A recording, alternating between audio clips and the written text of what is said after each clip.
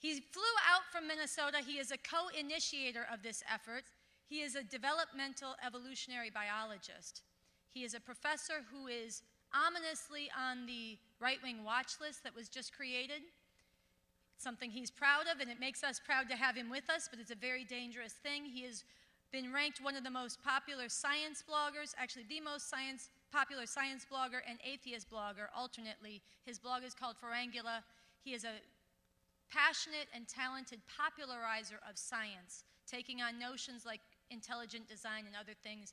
I ask you to give a warm welcome, join me in bringing to the stage P.Z. Meyers.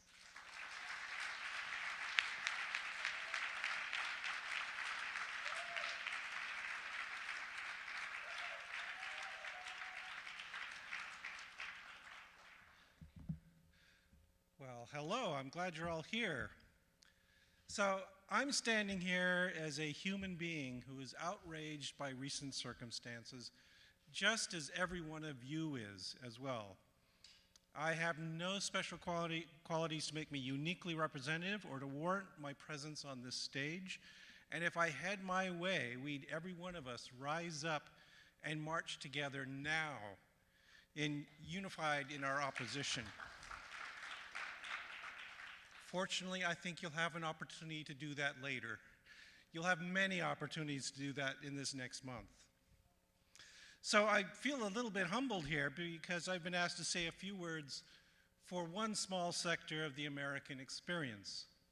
I'm an educator and a scientist. As an educator and a scientist, in addition to as a human being, I am horrified. We have elected a post-truth president. Worse, he is actively anti-truth. He is the antithesis of everything reason and science stand for. So let me give you a few examples of Trump's anti-science stand. And all we have to do, fortunately, is look at his Twitter feed. So way back in 2014, he's been at this for a long time, there was an Ebola outbreak in Africa. And he wrote this appalling statement. He said, "The U.S. cannot allow Ebola-infected people back. People that go to faraway places to help out are great, but must suffer the consequences." Think about the callous insensitivity in that remark.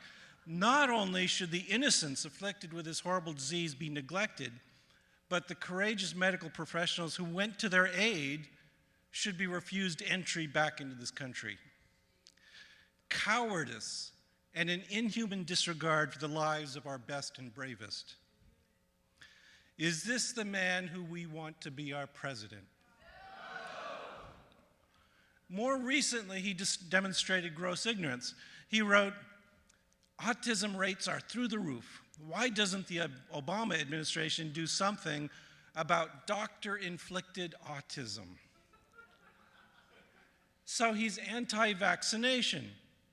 That's a well-supported, safe medical procedure that saves millions of lives, and he's against it because he denies the robust evidence that shows that it works and refutes any claim that it causes autism. He goes further and accuses doctors of conspiring to cause autism. This is destructive to the health of our people, but then it's clear that he has little interest in helping the needy. Is this the man who we want to be president of our country? No. Another example of inflammatory, dangerous conspiracy theories from the Twitter feed of Mr. Trump. The concept of global warming was created by and for the Chinese in order to make U.S. manufacturing non-competitive. That's unbelievable. Climate scientists are fundamentally unanimous in their agreement on this matter. The climate is changing. It is caused by rising concentrations of greenhouse gases.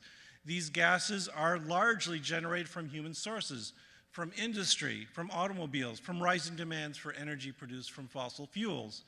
This is a crisis, and we must respond and respond soon. Trump's response is to deny reality and to ascribe the concern to yet another conspiracy theory and to blame a foreign power. This is dangerous madness.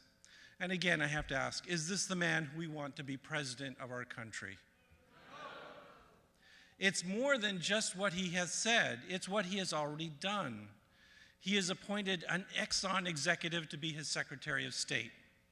His administrator of the Environmental Protection Agency is a lawyer who has always sided with the oil, coal, and gas industry and wants to destroy the EPA. His Secretary of the Interior does not accept the science of climate change and wants to strip away safeguards to protect, well, the interior. His Secretary of Energy is a man who declared his intention to destroy the office of Secretary of Energy, although he also forgot the name of the position during his campaign. I also have to mention another enduring long-term threat. His Secretary of Education is someone who campaigns to impoverish and destroy public education. Apparently, ignorance is a virtue fascism wants to encourage. Is this the man who we want to be president of our country? No. One last thing, these are not merely differences of opinion. Trump has embraced the fascist dream of enforcing his opinions with threats of violence. Recently, Michael Mann, a well-known and highly respected climate scientist, wrote about his experience with the thugs of the right wing who have become bolder after this election. In a Washington Post opinion piece, he wrote this: "I have faced hostile investigations by politicians, demands for me to be fired from my job, threats against my life, and even threats against my family. These threats have diminished in recent years as man-made climate change has become recognized as the overwhelming scientific consensus and as climate science has received the support of the federal government. But with the coming Trump administration, my colleagues and I are steeling ourselves for a renewed onslaught of intimidation from inside and outside government. It will be bad for our work and bad for our planet."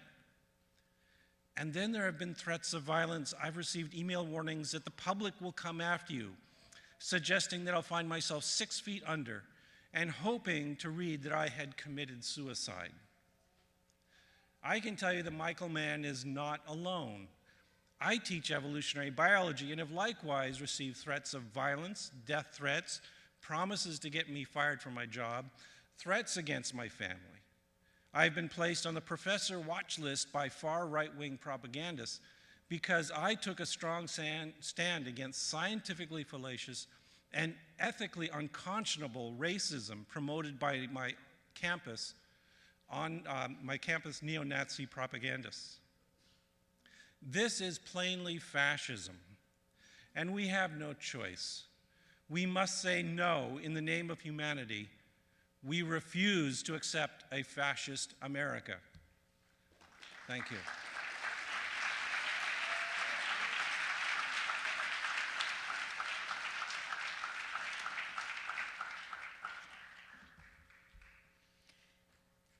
Professors like this should be held up. They should not be hunted, okay?